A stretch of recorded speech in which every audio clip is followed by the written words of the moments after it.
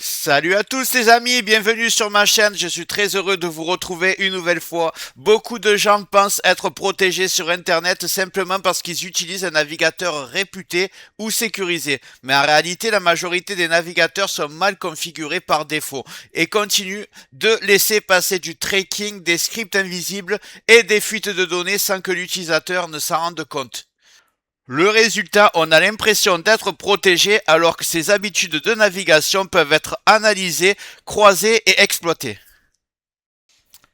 Le problème ne vient pas toujours du navigateur lui-même, mais des réglages et surtout ce qui est laissé activé par défaut. Dans cette vidéo, on va voir comment corriger ça proprement, sans casser la navigation, sans ralentir le PC et sans tomber dans des réglages trop extrêmes. L'objectif est simple, naviguer de manière plus confidentielle, plus stable et surtout plus maîtrisée en 2026. Mais juste avant de commencer, regarde bien en bas à droite de ton écran, tu vois un carré en couleur, tu cliques dessus, un clic égale s'abonner, ça récompense mon travail. Règle bien les notifications, la cloche surtout pour avoir toutes mes futures vidéos sur ton écran de bienvenue YouTube. Tu peux cliquer sur rejoindre pour me soutenir encore plus et comme je t'ai dit, tous les liens sont dans le descriptif, tu les vois ici, n'hésite pas à les mettre dans ton panier et tu pourras faire tes achats plus tard. Allez, c'est parti.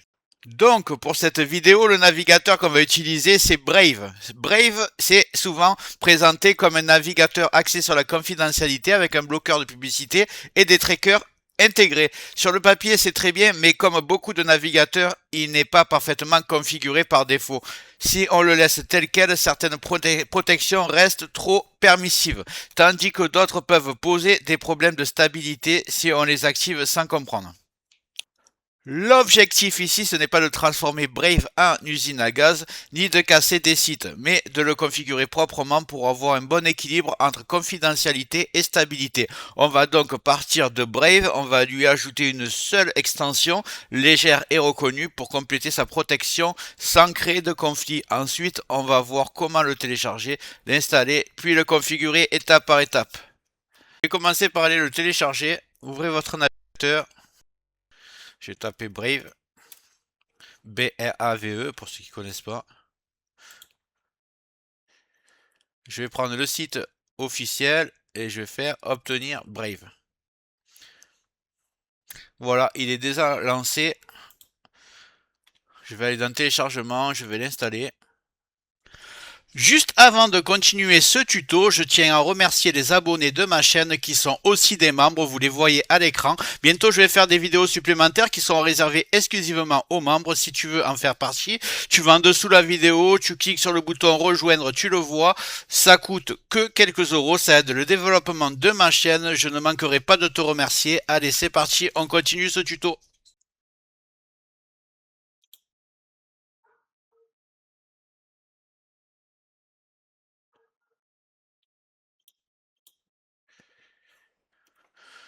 On se retrouve ici. On va marquer passer. Là, importer les paramètres, je vais mettre passer. Après, vous pouvez mettre vos paramètres de Opera ou quoi. Moi, j'ai marqué passer. Peut-être plus tard. Là, je vais rien partager du tout. Donc, on est ici. Vous voyez l'interface avec le menu. On va aller un peu voir comment régler tout ça. Il faut savoir que Brave, c'est la même base que Chrome ou Chromium. Donc, vous pouvez reconnaître l'interface. On va cliquer sur les trois barres en haut à droite et on va aller tout en bas sur paramètres. Ici, vous avez bouclier. Voilà. Donc le bouclier, c'est lui qui s'occupe du blocage des publicités, du tracker et d'une partie de la protection contre le pistage. Par défaut, ce bouclier est activé, mais pas de manière optimale. On va donc aller le régler correctement ensemble. Donc le premier réglage, c'est ici, bloquer les trackers et les annonces. Vous allez mettre sur agressif. Ce mode bloque plus de requêtes que le mode standard et réduit davantage le pistage lors de la navigation. En contrepartie, certains sites peuvent se comporter bizarrement. On verra juste après comment corriger ça proprement.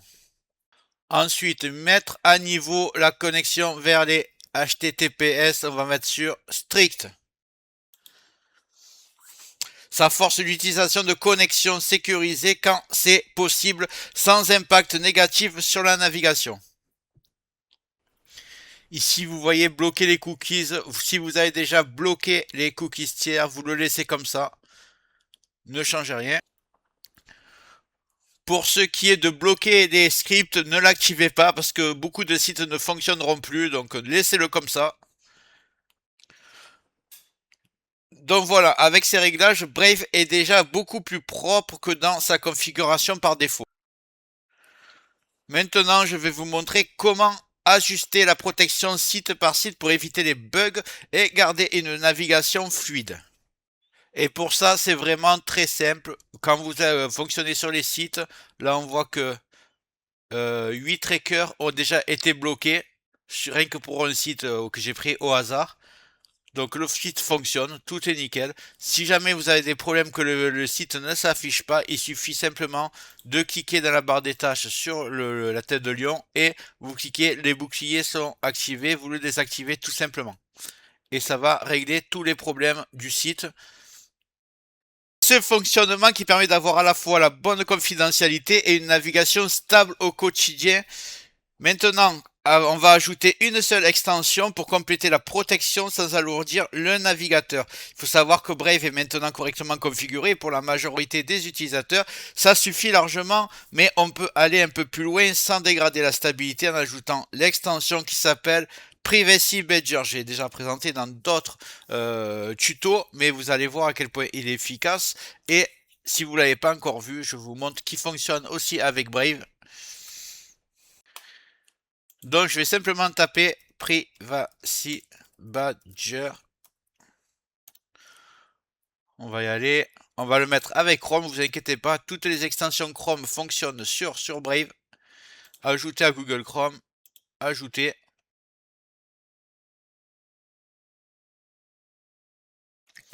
Et on voit bien que Privacy Badger a été ajouté.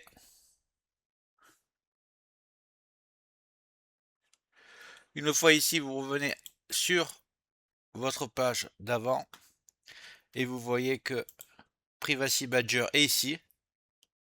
Vous cliquez ici sur module, là, Privacy Badger, vous cliquez sur la petite épingle et il va apparaître ici. Voilà. Si jamais pareil, il pose problème sur certains sites, vous avez juste à marquer désactiver. Pour ce site, c'est aussi simple que ça. Mais normalement, vous n'aurez pas de souci. À savoir que Privacy Badger est développé par l'Electronic Frontier Foundation, une organisation reconnue dans le domaine de la protection de la vie privée.